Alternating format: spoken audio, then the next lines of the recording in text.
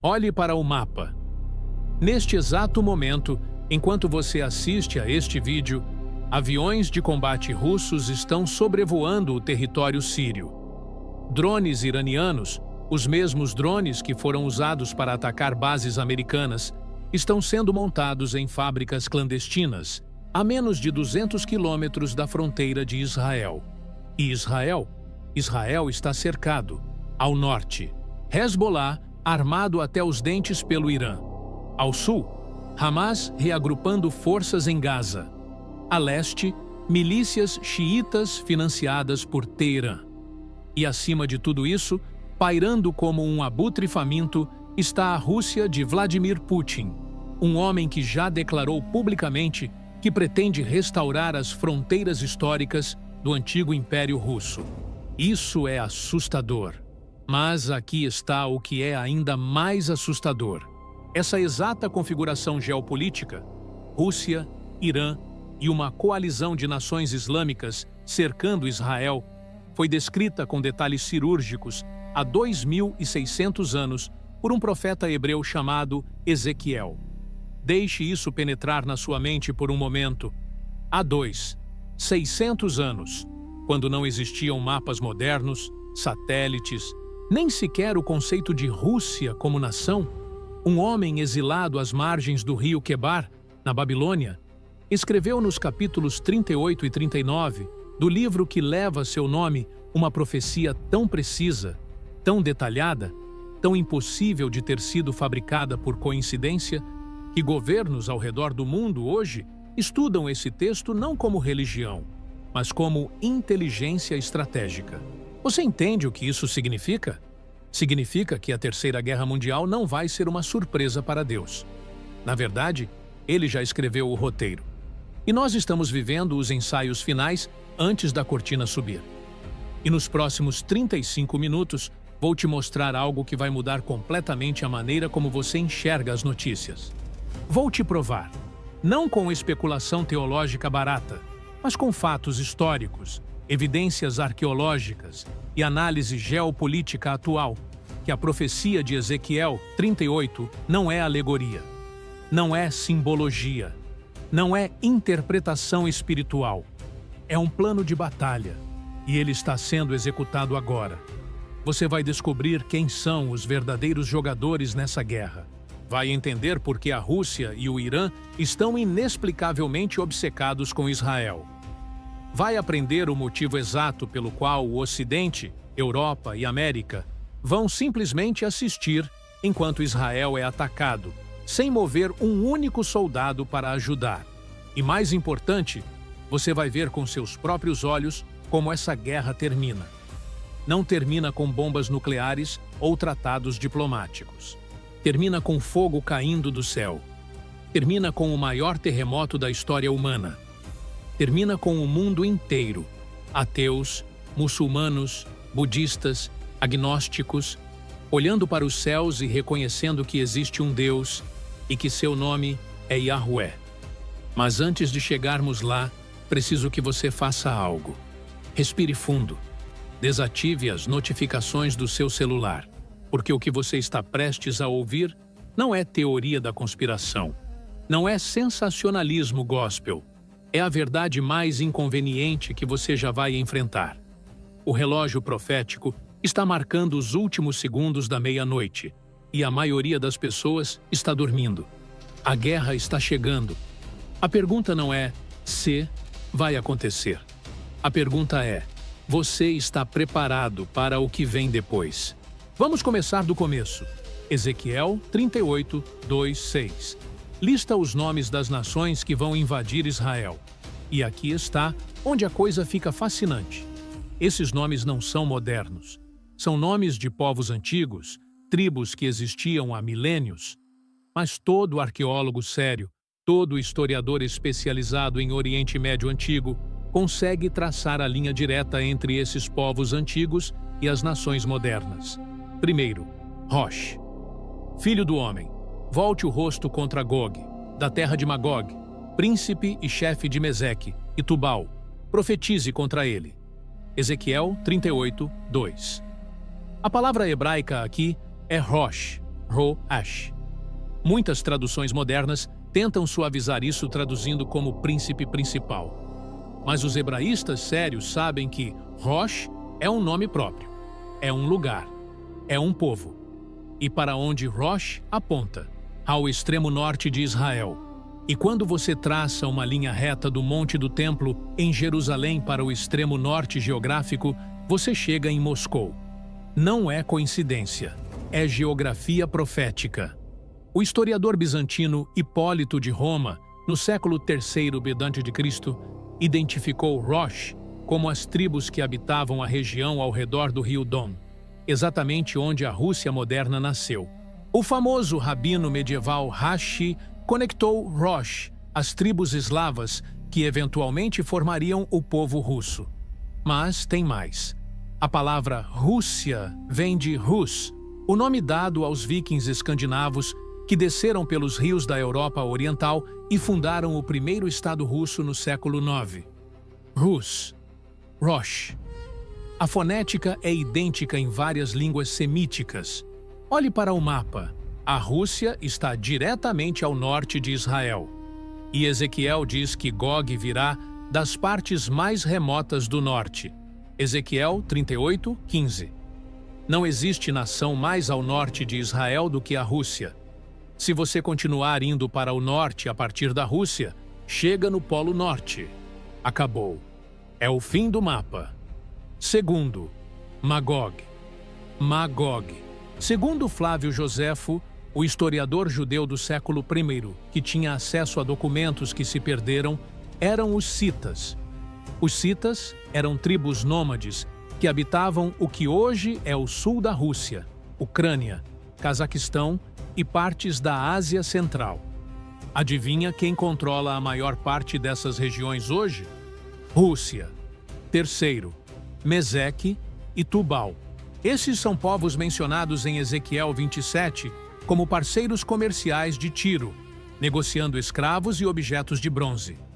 Arqueólogos identificaram Meseque como a região da antiga Frígia, hoje parte central da Turquia. Tubal era a região da Capadócia, também na Turquia moderna. Então temos Rússia, Turquia. Você está começando a ver o padrão? Agora vem a parte que deveria fazer todos os analistas geopolíticos do mundo perderem o sono.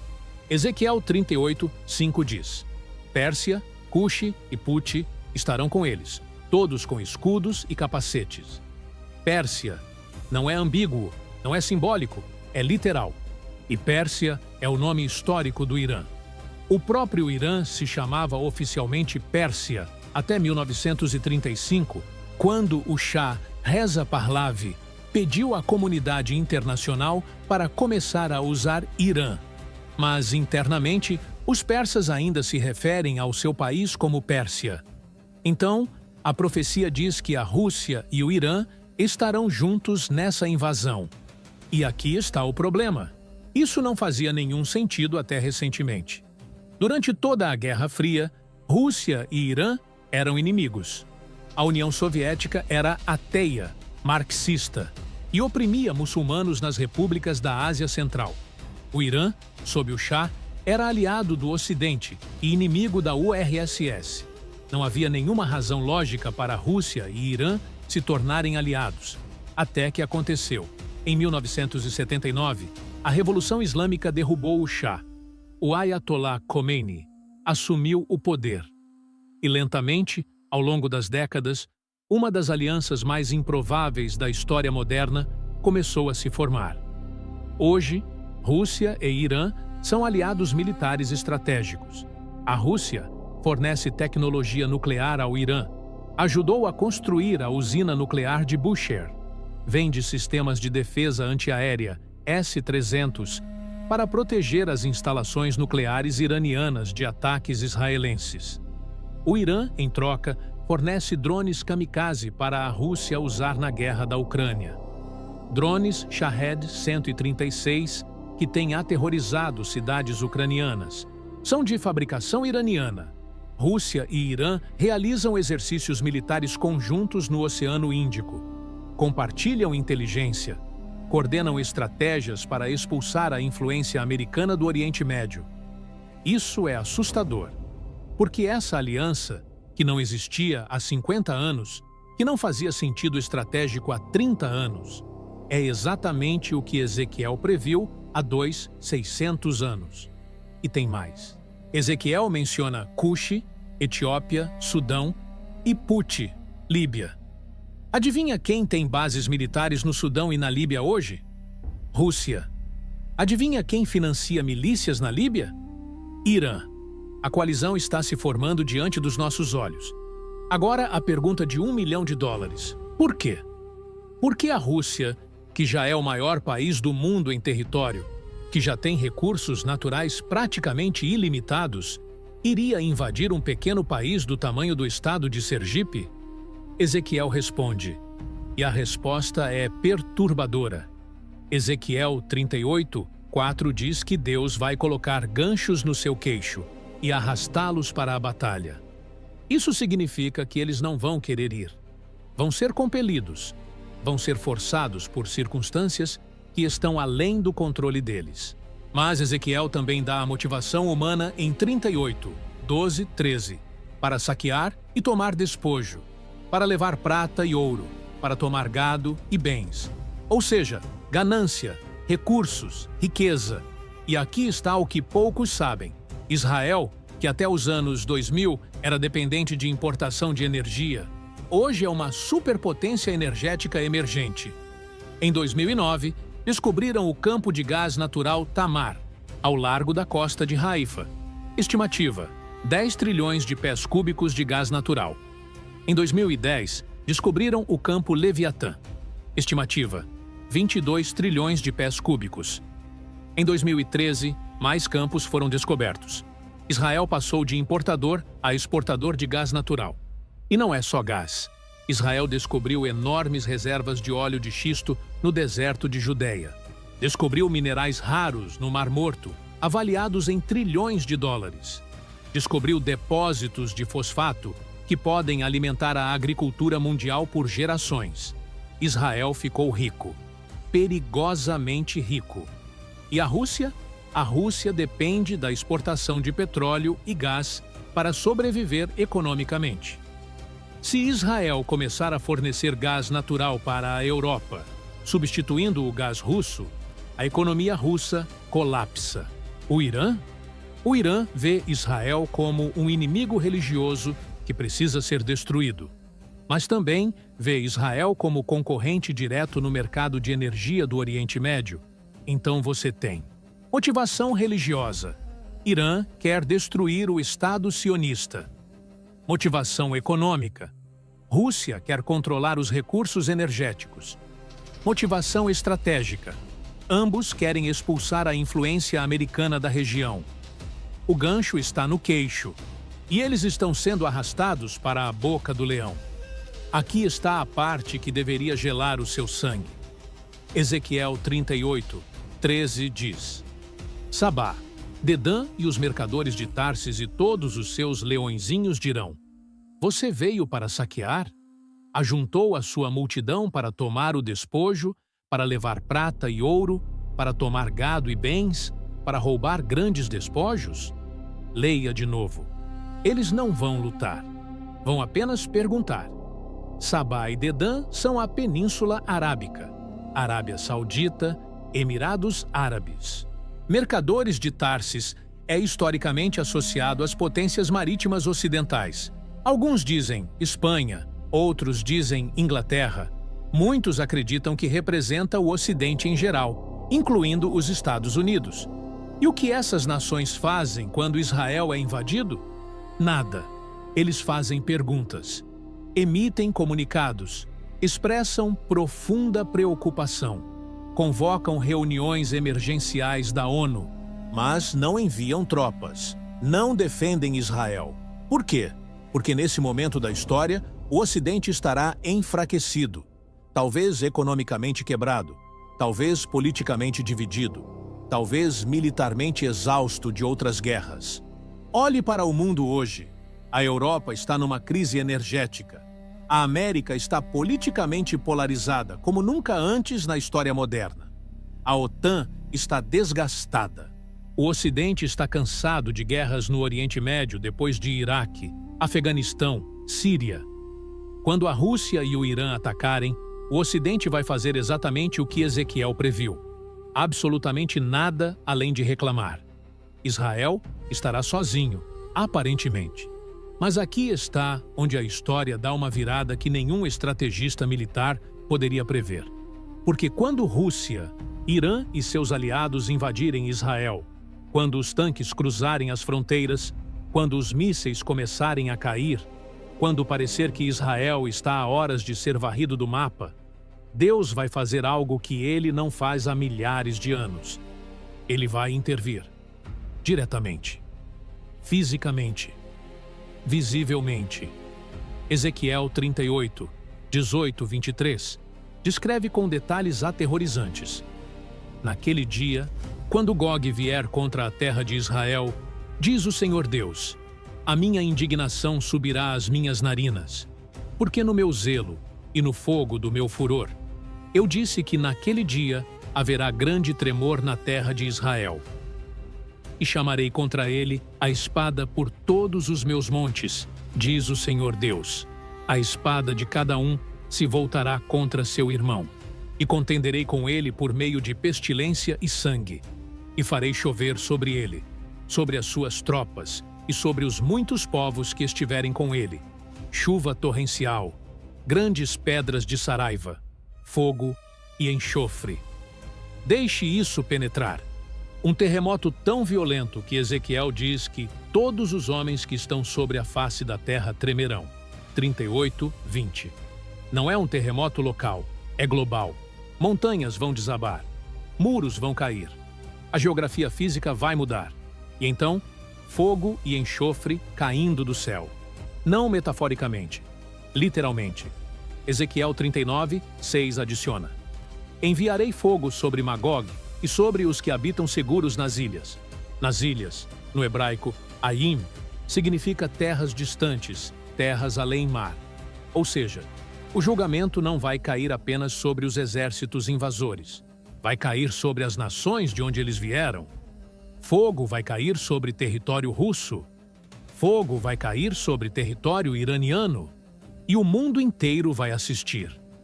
Você entende o que isso significa para a CNN? Para a BBC? Para a Al Jazeera? Câmeras ao vivo transmitindo fogo caindo do céu sem nenhuma explicação natural. Cientistas tentando desesperadamente explicar como um terremoto pode ser tão perfeitamente sincronizado com um ataque militar. Ateus sem palavras, enquanto veem o impossível acontecendo em tempo real. Ezequiel 38, 23 resume: assim me engrandecerei e me santificarei, e me darei a conhecer aos olhos de muitas nações, e saberão que eu sou o Senhor. Isso não é sobre Israel vencer uma guerra com armas superiores. Isso não é sobre diplomacia. Isso não é sobre intervenção humana. Isso é sobre Deus, provando para uma geração de ateus, agnósticos e céticos que Ele existe, que Ele está no controle e que Ele mantém suas promessas. A guerra de Gog e Magog não termina com um tratado de paz em Genebra. Termina com o mundo inteiro de joelhos, reconhecendo que existe um Deus e que seu nome é Yahweh. E depois vem o anticristo. Depois vem a tribulação. Depois vem Armagedon. Mas essa é outra história. Escute com atenção o que vou te dizer agora. Se você chegou até aqui neste vídeo, você não está aqui por acidente. Deus colocou isso na sua frente porque existe algo que Ele quer que você faça com essa informação. A guerra pode começar amanhã. Literalmente. Amanhã de manhã você pode acordar e ver as notícias. Rússia e Irã lançam ataque coordenado contra Israel. E quando isso acontecer, vão ter milhões de pessoas desesperadas tentando entender o que está acontecendo. E você vai ser uma das poucas pessoas que vai poder explicar. Isso foi profetizado. Isso estava escrito. Então, não guarde isso para você. Copie o link deste vídeo agora. Entre no grupo da sua igreja, entre no grupo da sua família, entre no grupo da faculdade, do trabalho, do condomínio e mande com uma mensagem simples. Vocês precisam ver isso, porque o relógio está batendo. E quando essa profecia se cumprir, vai ser tarde demais para muita gente se preparar. Porque vou continuar trazendo análises que ninguém mais está fazendo, conectando profecia bíblica com eventos atuais, de uma forma que vai te deixar de queixo caído. Compartilhe, salve, proteja essa informação, porque ela pode salvar vidas, pode salvar almas. E agora, se você me permite, eu quero fazer uma oração. Se você está ouvindo isso, onde quer que você esteja, no carro, no ônibus, em casa, no trabalho, eu quero que você feche os olhos comigo por um momento. E se você não pode fechar os olhos porque está dirigindo, tudo bem. Deus ouve do mesmo jeito. Pai Celestial, em nome de Jesus. Nós reconhecemos que Tu és soberano, que Tu vês o fim desde o princípio, que nada do que está acontecendo neste mundo te pega de surpresa. Senhor, oramos pela paz de Jerusalém, como Tu nos ordenaste. Oramos pelo povo de Israel, que eles te reconheçam como Messias antes que seja tarde, que os olhos espirituais deles sejam abertos para ver que Yeshua é o caminho, a verdade e a vida. Oramos pelos nossos irmãos e irmãs que estão em Israel neste momento. Protege-os, Senhor. Esconde-os sob a sombra das Tuas asas. E oramos pela Igreja, Senhor, pela Tua noiva ao redor do mundo. Que não sejamos pegos dormindo quando os sinais estão tão claros. Que não sejamos como as virgens nécias que não levaram azeite nas suas lâmpadas. Desperta a Tua Igreja, Senhor. Tira as escamas dos nossos olhos. Ensina-nos a discernir os tempos e as estações. E para aqueles que estão ouvindo isso e ainda não Te entregaram suas vidas, Senhor, que este seja o momento. Que o Espírito Santo quebre o coração de pedra e coloque um coração de carne. Que eles entendam que não tem tempo a perder. Que a porta da arca ainda está aberta, mas não vai ficar aberta para sempre. Que venha o Teu reino. Que seja feita a Tua vontade, assim na terra como no céu. Maranata. Ora vem, Senhor Jesus, em nome de Yeshua, nosso Messias, Rei dos Reis e Senhor dos Senhores. Amém.